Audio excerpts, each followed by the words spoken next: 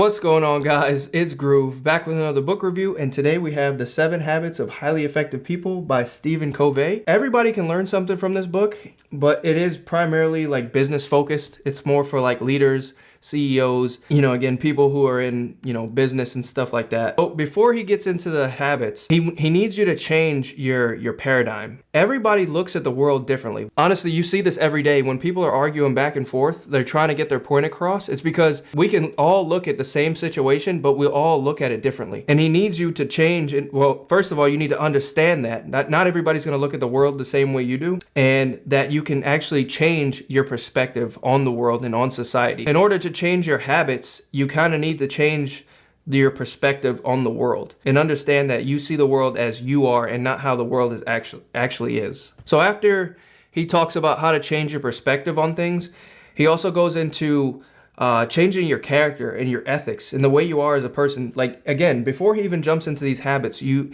really wants you to dive deep and take a look at yourself. Again, from changing your perspective on how you see the world to your ethics and your character. He wants you to understand that in order to go to that next level in life, in business and relationships, you need to operate with a certain set of ethics, like honesty and trust and humility and patience. When you can operate with these, your relationships in business and in life they just become a lot better, compared to thinking that you have to get one over on everybody, thinking that, doing bad business practices, trying to snake people. When you can change your ethics, more people want to work with you, more people will like you. And it's just a better practice for life. You'll create more friends, more relationships, you'll network better by just changing your ethics. So when it comes to the first habit, he talks about being proactive and having a positive attitude while you're being proactive. So many people today, they just let life happen to them, and then they constantly play the victim and say, oh, well, see, this is why this happened, or, my life sucks because of this. And he really wants to harp on being proactive in life and understanding that you have to go out and chase life. You have to make life happen and go actually change your life. If you want to, accomplish something, you have to go do it. You have to go get it. And having a positive attitude when you do it. If you want to network with more people, if you want to do more deals, you got to have a positive attitude. Like, nobody wants to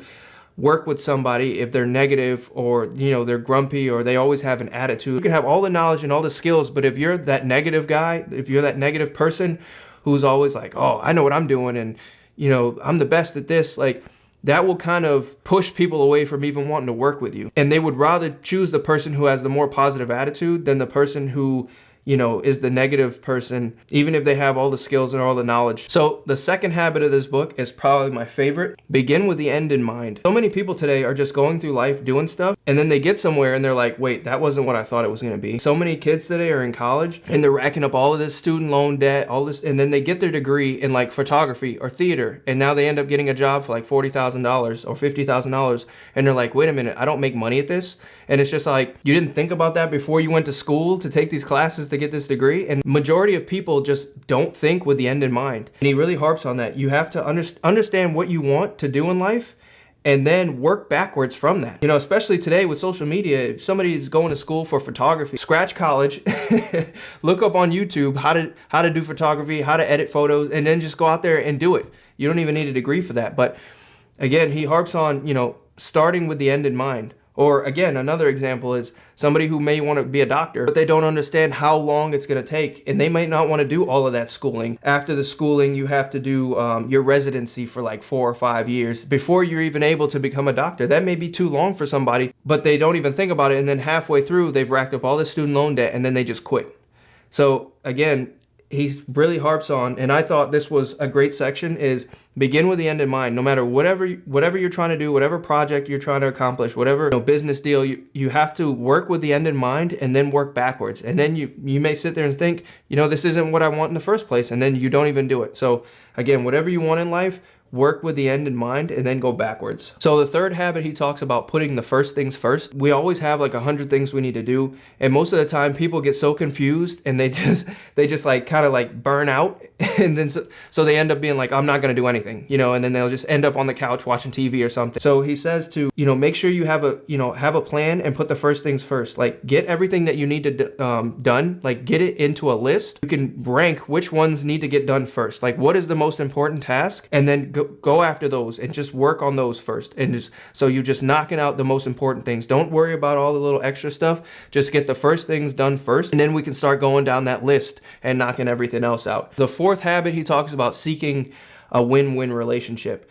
And this is what everybody should be thinking about. Everybody should be going into relationships, whether it be business or just outside networking. Everybody should just be thinking win-win. How can I win and how can you win? So many people today are just trying to, get one over on somebody, or, how can I go into this meeting, or how can I go into this business deal trying to get the most for me? And, I really don't care about what you want. But he talks about how win-win relationships are the best. And not only just for that relationship or that business deal right then, but if you do a win-win relationship, if you want the both of you guys to win, you guys will do more deals together, or you can go back and do what you're doing and they'll go back and do what they'll do. And they will refer all of their people, all of their networks and all their associates to you. They'll be like, yo, I did a really good deal with this person. They're really good. They made sure that we both, got what we both wanted. And, it went smoothly. And so now you're either doing more deals and more business with whoever you're doing the deal with, or they can refer you to more people. So now your networking has just expanded. Instead of you just trying to get over on one person getting this one deal, if you seek to have win-win relationships, you'll do more business with that person, and you'll network with even more people, because now people will know how you work and how you approach things and want to do deals, and they'll be more willing to work with you. So the fifth habit talks about seeking to understand first and then be understood. So when it comes to business or even just regular relationships, so many people are just I, me. They're just quick to talk about themselves. And again, if you've read How to Win Friends and Influence People, it kind of goes over the same thing, but in a lot more detail, about how to, instead of just coming at it from a me perspective or an I perspective, like seek to understand the other person first. What is it that you want? What can I do for you? And when you do this, you kind of open them up and you kind of soften them up. But then they want to do more for you. They want to understand you more. They want to understand you better. They're like, wow, like this person really cares about me. They understand me. They care about what I want in this deal and what I'm trying to accomplish. Let me try to help them even more than they're helping me. And rule 6, or I guess habit 6, goes over, understanding synergy. Again, this is a book about business, and it just talks about how to get a team together and work together properly, putting people in certain positions so that the entire business just works better. And the 7th habit is just putting all the initial 6 habits, into use and continuously practicing them over time. And just, again, it's called sharpening the saw, just making sure you're doing this over and over again, having a positive attitude, being proactive, putting the first things first, beginning with the end in mind, thinking win-win.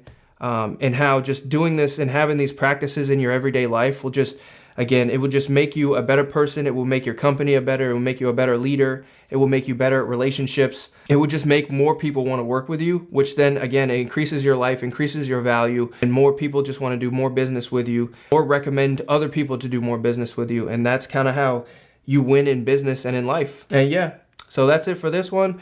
Leave a like and subscribe if you haven't already, and I'll catch you on that next one. Peace.